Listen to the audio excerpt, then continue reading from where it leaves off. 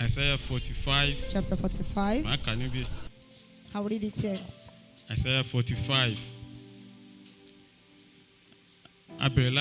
Verse 19. Let's go straight to verse 19.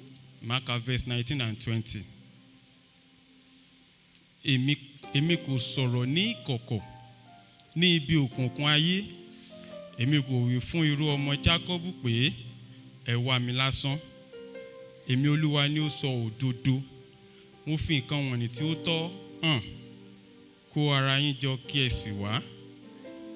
Ẹ jọ súnmọ́ tòsí ẹ̀yin tí ó sálà nínú àwọn orílẹ̀-èdè. Àwọn tí ó gbẹ́ igi ère gbígbẹ́ wọn kò ní ìmọ̀. Wọ́n sì gbàdúrà sí Ọlọ́run tí kò ṣe kíni, tí kò lè gbani. Bẹ́ẹ̀ bá a sọ̀rọ̀ orí àkòrí kan. I want to discuss with you on a particular topic. Ọlọ́run olótìtọ́. Righteous God. Ọlọ́run olótìtọ́. Righteous God. Ṣé gbọ́n nǹkan tí ìwé Isaiah yẹn sọ? Did you hear what Isaiah said here? Ó parẹ́ pé wọ́n sì ń gbàdúrà sí Ọlọ́run tí kò ṣe kíni. And pray unto a Tí God kò lè that gbani. cannot save. Tí kò lè gbani. That cannot save. Àwọn Ọlọ́run tí kò sí òtítọ́ nínú ayé wọn. The gods without righteous. Àwọn Ọlọ́run tí kò sí òtítọ́ nínú wọn. Those gods that are not faithful at all. Àwọn Ọlọ́run tó máa ń dojú tìyàn ní àkókò téèyàn nídìí wọn. The one that puts one to shame in time of need. Àwọn Ọlọ́run Báálì. The Baal gods. Tó tó àkókò láti fi hàn pé Ọlọ́run ni wọ́n. When it was time to show them as gods.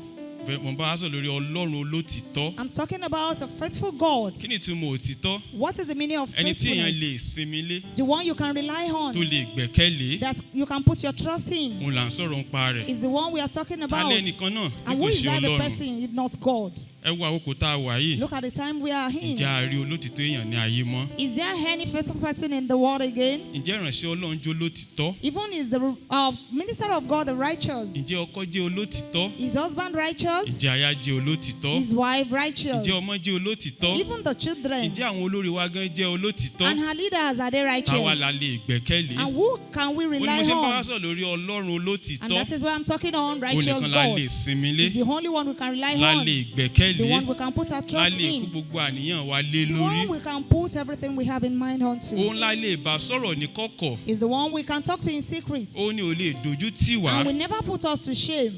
Òun la lè ké pé ní kọ̀kọ̀ tí ó dáhùn ní gbangba. Is the one we can call up Òun in la lè secret fi time and open àṣírí up. ayé wa lé The lọ́wọ́. one we can give the secret of Ó our ní life kò lè to. já wa kulẹ̀. And that can never fail Torí pé us. kí ni? Because he is what? Olódodo àti olótìtọ́ He ni. is faithful and Ohun righteous. tí ó bá rí yóò ṣe kí ni? Anything he says, Yóò ṣe é. he's going to do it. A rí ìkà nípa àwọn ayé bàbá wa. We can see it in the life A of our sì rí ìkà fathers. títí di wákàtí And àti up to àkókò this yìí. present moment, Ọlọ́run olótìtọ́ ni. he is the faithful God. Ó ní ìdójútì àwọn àyànfẹ́ The one rẹ̀. that never put the beloved to shame. Òun ló máa ń gbani ní ọjọ́ ìṣòro. He do deliver in time of Ní problems. ọjọ́ ìpọ́njú. In time of tribulations. Òun ló máa rí lójú oorun nígbà tí bàbá àtìyá ò sí níbẹ̀. Is the one you see in your Nígbà tí dreams when ọkọ your rẹ̀ ò parents sí are níbẹ̀ not tọ́mọ rẹ̀ ò sí there. When níbẹ̀. your husband and children are Torí not kó jẹ́ there. Ọlọ́run olótìtọ́. Because he's a faithful God. Olèmí àti ń gbọ́dọ̀ sinmi lé. He's the one we need to rely Nírú on. àkókò tí a wà In yìí. time we have. Ní ìkẹyìn ayé tá a In the wà yìí. end time we have presently. Ohun tó ní yóò ṣẹlẹ̀ tí ń Or ṣẹlẹ̀. what he said will happen has Torí started pé Ọlọ́run happening. olótìtọ́ ni. Because he's a faithful Òun ló ń God. wí bẹ́ẹ̀ tó sì ń rí bẹ́ẹ̀. He's the one that speaks Ẹ wò gbà and tó ti make bá it to be true. Nóà dá májẹ̀mú. Behold, the time he had already had his Ọjọ́ tó bá covenant ti ń with rí Noah. òṣùmàrè. That whenever you see Rainbow. the rainbow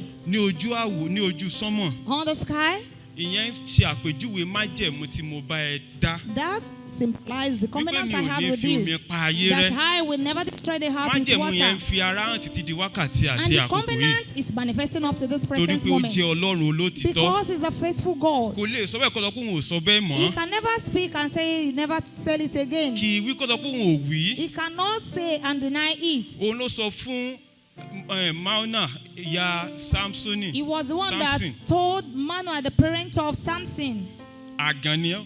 she was barren. Ó lóyún. You are going to conceive. Ọmọ tí o bá bí. And the child you are about to give birth Násírì to ni ó jẹ́ fún èmi is Ọlọ́run. going to be God Mo Nasir. sọ̀rọ̀ nínú ìwé Onídàájọ́ chapter 13 verse I'm 5. talking from the book of Judges 13. Násírì ni ó jẹ́ It's going to be God fún èmi Nazareth. Ọlọ́run. For me, the Lord. Ìkìlọ̀ kan tó wà níbẹ̀ ni wípé And this is the warning. Ábí ò gbọ́dọ̀ kàn ní orí. You must not shave his hair. Ṣé kìí ṣe Ọlọ́run olótìtọ́? Is he not a faithful God? Nígbà tí Ábí ọ̀kan lórí, When he never shave his ta hair, ló lè dojúkọ Samson? who can wage war against Samson? torí pé ó jẹ́ Ọlọ́run olótìtọ́. Because he's a faithful God. Ó pè jáde láti inú àgàn He called him out of a barren woman. torí pé ó fẹ́ gba Ísírẹ́lì là. Because he wanted to deliver Israelites. Ló ṣe wá Sámsónì rí. That's why he sought for Samson. Ìkìlọ̀ kan tó wà níbẹ̀ ni pé abẹ́ ò gbọ́dọ̀ kàn lórí. The warning there is you must not shave his hair. Samson ó máa lọ bá àgbèrè obìnrin láṣepọ̀. And Samson went to a Agbára prostitute yẹn ò kúrò ńbẹ̀. and the power never give up. Ó jẹun àìmọ́. He ate unclean food. Agbára yẹn ò kúrò ńbẹ̀. The power still remained. Ṣùgbọ́n ọjọ́ tó fọwọ́ kan pé a gé irun orí But rẹ̀. when his hair was cut, Ọjọ́ náà ni agbára yẹn fi then sílẹ̀. the power departed from Torí him. pé Ọlọ́run olóòótọ́ ni. Because he is a faithful Kì í wí God. kó sọ pé òun ò wí bẹ́ẹ̀. He can never speak and deny Kí ni it. ìwé Joshua chapter 1 verse 9 sọ? The book of Joshua chapter 1. Torí pé Ọlọ́run olóòtítọ́ ni. Because he's a Ó ń faithful sọ fún God. Joshua ń bẹ̀ He yẹn. was telling Joshua here, Joshua Joshua, níbikíbi tí o bá dé, wherever you are, mo wà pẹ̀lú rẹ. I am with you.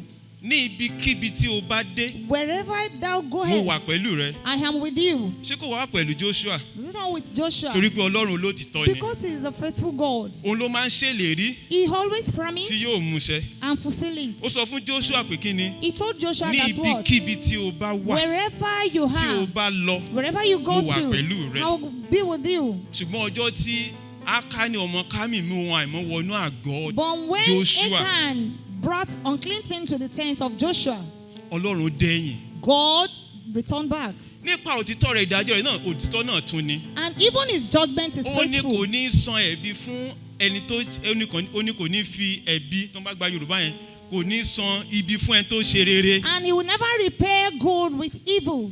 Bẹ́ẹ̀ kò ní ṣe rere fún ẹni tó ṣe ibi. And never repay evil with good. Ẹgbọ́n tó sọ wọ́n nínú ìwé Isaiah chapter 3 verse 10. In the book of Isaiah 3:10, Ẹ sọ fún olódodo pé yóò dára tell fún. the righteous it shall be well with him. Ẹlẹ́wọ̀n sọ pé ègbé ni fún ènìyàn búburú. Woe unto the wicked people. Nínú ìdájọ́ rẹ̀ òtítọ́ rẹ̀ tún máa ń fi ara hàn bẹ́ẹ̀. In his judgment there is faithfulness. Torí pé Ọlọ́run olótìtọ́ ni. Because he's a faithful God. Ọlọ́run olótìtọ́ ni. He's a faithful God. Àwọn ènìyàn la máa ń ṣègbè. We are the one that always Á rí èèyàn tó ń ṣe persevere. búburú. You will see someone doing Ibo evil. la rọ̀tì. Where will we go? Ẹ̀yin eléníyàn búburú We la will rọ̀tì. support the evil Ọlọ́run person. yàtọ̀. God is different. Ọlọ́run ni yóò sì máa jẹ́. And he will remain God. Tó o bá wà ní ìláìn pẹ̀lú ẹ̀, If you are in line with him, tó o wà lójú ọ̀nà pẹ̀lú ẹ̀, and if you are in line òní with yóò God, máa jẹ́ Ọlọ́run rẹ. he will continue to be your Tó o God. bá tí ì kúrò ní lánàá rẹ̀, Once you are still in tí line o with tí ì pa him, ojú òpó dà, and you've not even òní changed yóò your máa way, jẹ́ he Ọlọ́run will rẹ. continue to be your Torí pé God. Ọlọ́run olótìtọ́ ni. Because he's a Kò faithful lè God. fi àwọn tí ó bá ń ṣe tiẹ̀ He sílẹ̀. can never leave Ó his máa ń own dúró people. ti àwọn ẹni tirẹ̀ títí di ọjọ́ He ikú. always supports them till death. Ọlọ́run olótìtọ́ ni. He's a faithful God. Ẹ wo Pétérù àti Jésù Olúwa wa. Look at Peter and Jesus Torí pé Christ our Ọlọ́run jẹ́ Lord. olótìtọ́. Because God was Ó sọ faithful. fún Pétérù pé orí rẹ ni màá kọ́ ìjọ mi lé On lórí. you I'm going to build my Ẹnu church. ipò kú àpáàdì kò ń ṣe kíni. Kò ní And lè even gbà lọ́wọ́ the mi. hell can never collect it from me. Torí pé Ọlọ́run olótìtọ́ ni. Because he's a faithful God. Pétérù ó máa lọ pa ẹja lẹ́yìn tí a gba Jésù Olúwa wa. Peter went fishing after Ọlọ́run Jesus èwí kó má Christ ṣe bẹ́ẹ̀. Jesus is not Ó sọ asking fún not to do it. Pétérù àwọn ọmọlẹ́yìn pé èmi máa kú ní ọjọ́ kẹta màá dẹ̀ jíǹde. He told him, I'm going to die on the third day and I will Ó rí resurrect. bẹ́ẹ̀. And it was so. Ẹ̀rẹ́ sọ pé òun fẹ́ lọ bá kìnìún Look at the one that said he wants to go and meet lion. láyé tá a wà yìí. In this present world, Àwọn èké wòlíì, the false prophets, èké ènìyàn the false tí people wọ́n ń wá iyì fúnra wọn. that are looking for fame for Kí ni themselves. kìnìún ṣe fún wọn? What did the lion do? Ó fà á ya. He tore him apart. Torí pé àwọn èèyàn ṣe olótìtọ́. Because they were not faithful. Kò é ṣe olótìtọ́. He's not Mo faithful. bá wá sọ̀rọ̀ níta gbọ́dọ̀ gbẹ̀kẹ̀lé Ọlọ́run I'm olótìtọ́. talking about the one we need to put our trust in, the faithful God. Torí pé ó ti sọ fún Pétérù pé àlórí rẹ bóyá o fẹ́ tàbí o kọ̀. Because he had already told Peter, whether Orí you rẹ like it máa or not, kọ́ ìjọ mi lé on lórí. you will I build my church. Pétérù, Peter, wàá ṣẹ́ mi ní ìgbà you mẹ́ta. are going to deny me Ṣùgbọ́n mo thrice. ti gbàdúrà But I've fún ọ. already prayed for you. Torí pé ó jẹ́ Ọlọ́run olótìtọ́. Because he's a faithful God. Ó gba Pétérù lọ sí etí odò. He went searching for Peter at the Láti pè é sea padà. to call him back. Torí pé ó jẹ́ Ọlọ́run olótìtọ́. Because he's a faithful God. Ọ̀pọ̀lọpọ̀ èmi àti ńlá jẹ́ Pétérù ní àkótá You wa and yìí. I also are Peter in this Ìgbà present tí time. Pétérù torí pé lóòótọ́ ni bàbá ìjíǹde tòótọ́. When Peter discovered that it was truly that Jesus Ìgbà náà resurrected, tó múṣẹ́ náà lójú parí. then he took the task. Pétérù ń wá òtítọ́. Peter was looking Ó for dẹ̀ rí faithfulness òtítọ́.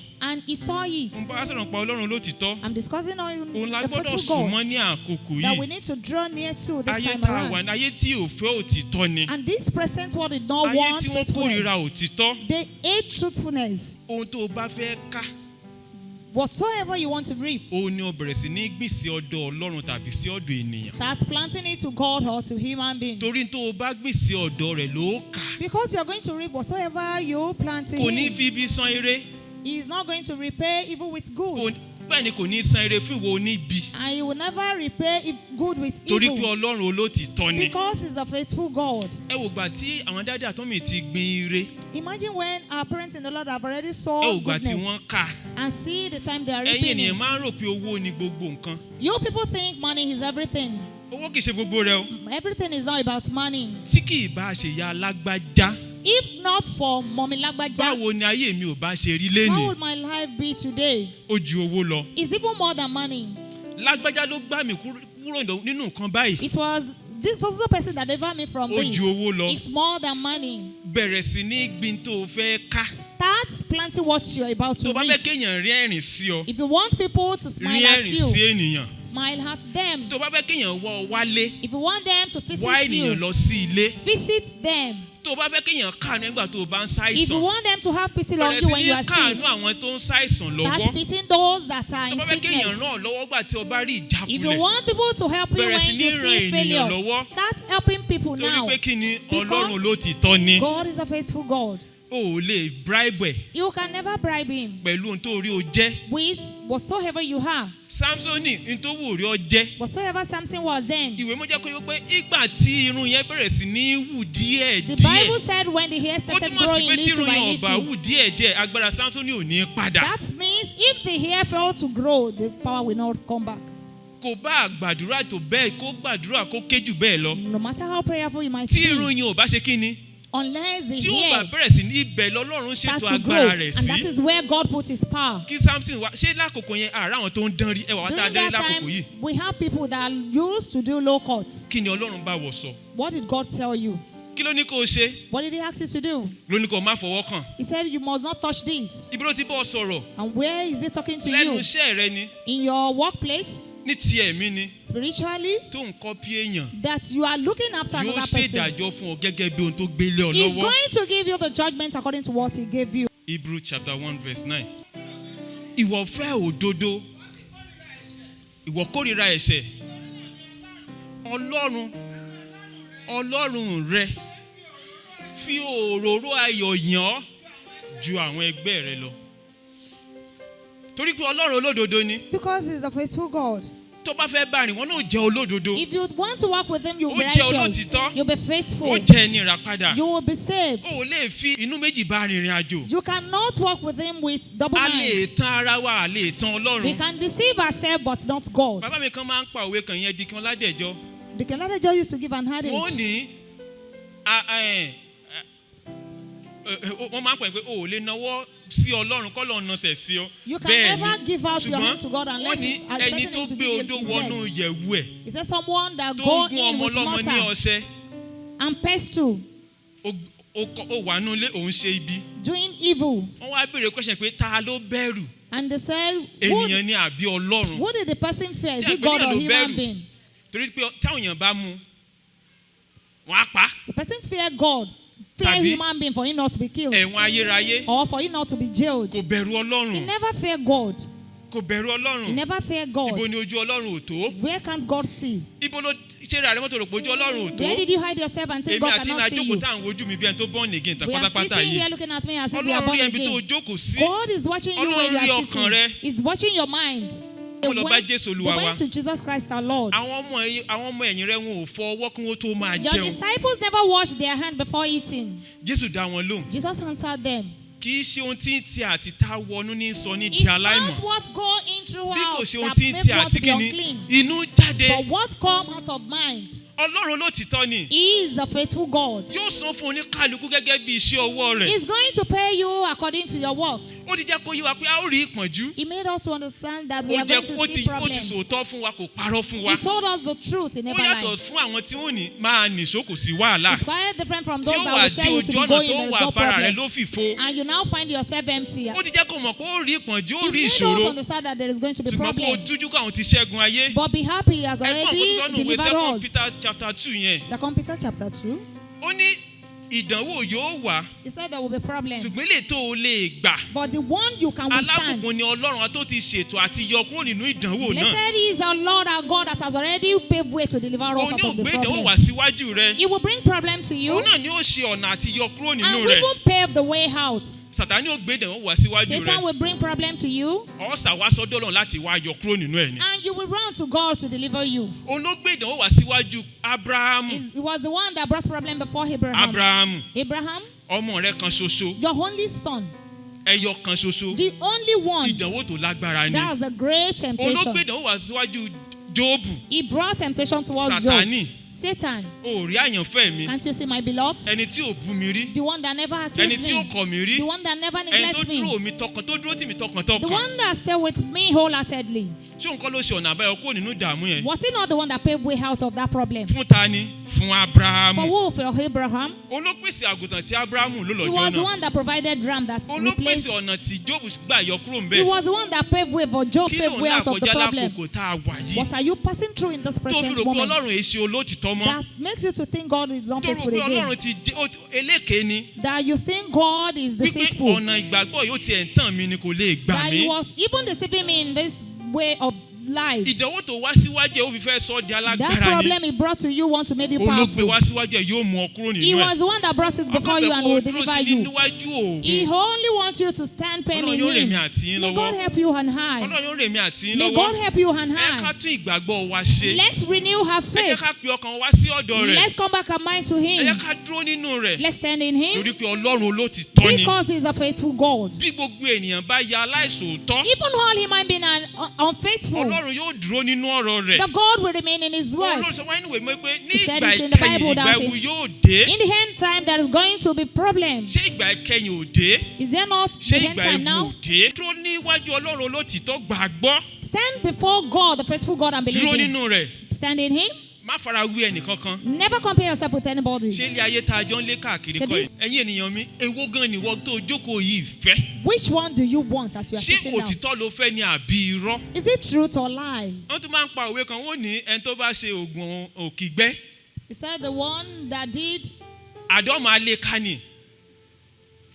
Bó o dẹ̀ ṣe oògùn ìbọn ayẹta àbọ̀n, and even if you make charms of not gbogbo ibi tó being máa getting rìn shot, sí, ibi tó ti máa fìbọn dán ọ wò ni. you will be walking towards where you will be shot down. Ṣé ẹ̀mí inú tiẹ̀ gan gba òtítọ́ láàyè? Did your spirit even give chance to truthfulness? Àwọn tí ó yí ọ ká, àwọn ẹlẹ́tàn ni ó yí ọ ká. Those that will surround you will be what? Will be deceitful. Tó bá pẹ́ ẹlẹ́tàn ni ọ́, If you are deceitful, àwọn tí ó yí ọ ká, àwọn ẹlẹ́tàn ni. those that will surround you will be Bí ẹni tó deceitful fẹ́ as ní well. ọkọ, obìnrin tó fẹ́ yàn. It's like one that Tó bá wants to jẹ́ be ẹlẹ́tàn, married. If you are Ẹni deceitful, tí ó tọ̀ wá ẹlẹ́tàn ló even náà. the one that will come to you will be a man of Ó deceit. bá yí padà lákòókò yìí. You better change this Kí ni time ìwé around. Róòmù yẹn sọ? What did the Romans say?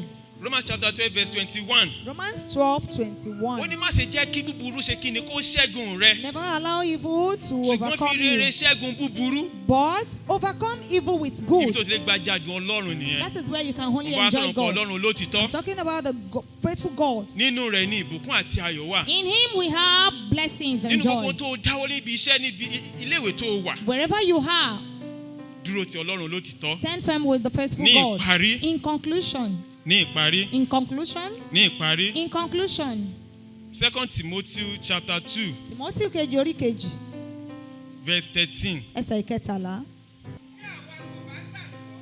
Bí àwa kò bá gbàgbọ́,